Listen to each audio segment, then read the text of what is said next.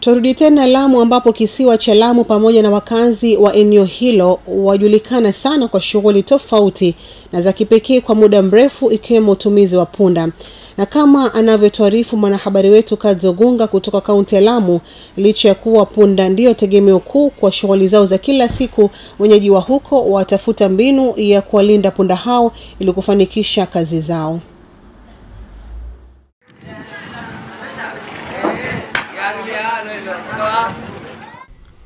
Punda hawa wako maegeshoni tayari kupakiwa mizigo ili kusafirisha kwenda sehemu mbalimbali hapa kisiwani.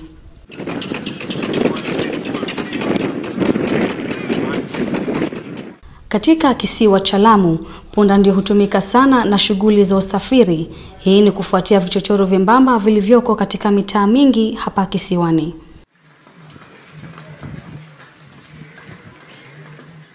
Abdurrahman Abdulkadir, mfanyikazi wa vifaa vya ujenzi katika kisiwa hiki, anaeleza jinsi punda amekuwa manufaa si haba. Ni ajira miongoni mwa ajira Lamu hapa. Kwa hivyo ndo kazi kubwa anafanya, ni majenzi yote ambao nao hapa sasa hivi wafanywa na punda.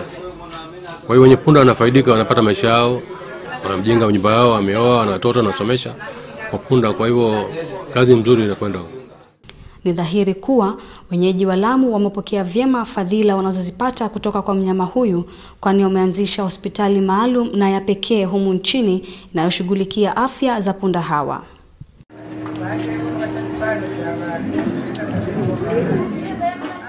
Felix Rachonyo, daktari katika kituo hiki, anaeleza sababu hasa ya kuanzisha hospitali hii. Lamu unapata kuwa vijana wengi, watu wengi wanatumia punda kufanya kazi na mapato yao wanapata kutoka kwa punda. Sasa imekuwa kazi nzuri sana nikisaidia punda. Baada ya kusaidia punda, punda pia inasaidia binadamu. Sasa tunasaidia binadamu na tunasaidia punda pia. Kwa kipindi cha muda wa mwezi mmoja, takribani punda 500 hupata matibabu ya magonjwa tofauti, na wanaozidiwa huwekwa katika vyumba maalum hadi afya zao ziimarike. Hata hivyo, kuna baadhi ya changamoto zinazowakumba katika kazi hii. Changamoto kubwa ni watu kutotia manani yale mafunzo ambao tunawapea. Wanapunda wengi lakini wako wakonde, walikuwa hawajui namna kuchukulia. Sasa tumeanza hizi ratiba na tulivyokuwa tukiwalikalika, wamejua namna gani na wamejua ni faida gani punda wanawapatia.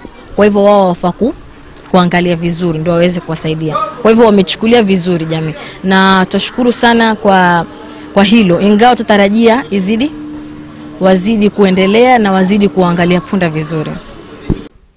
Ombi kuu la Daktari Felix kwa serikali ya kaunti ya Lamu ni angalau washirikiane katika kuhamasisha wakazi wake kuhusu kuwatunza punda wao. Tuendelee kushirikiana pamoja kwa sababu hapo nyuma tulikuwa tumeshirikiana vizuri, lakini bado hatujafika ile kiwango ya ushirikiano ambayo tunataka tuwe nayo. Punda ni mnyama ambaye hupatikana katika jamii tofauti humu nchini, lakini si wote wanaonekana kupeana malezi bora, hali ambayo inaonekana kuwa tofauti na wenyeji wa kaunti ya Lamu. Hapa punda hutunzwa, kwani ni kifaa ambacho hutumika kuwasaidia kufanikisha shughuli zao za kila siku maishani, hivyo basi kulazimika kuwapatia huduma bora.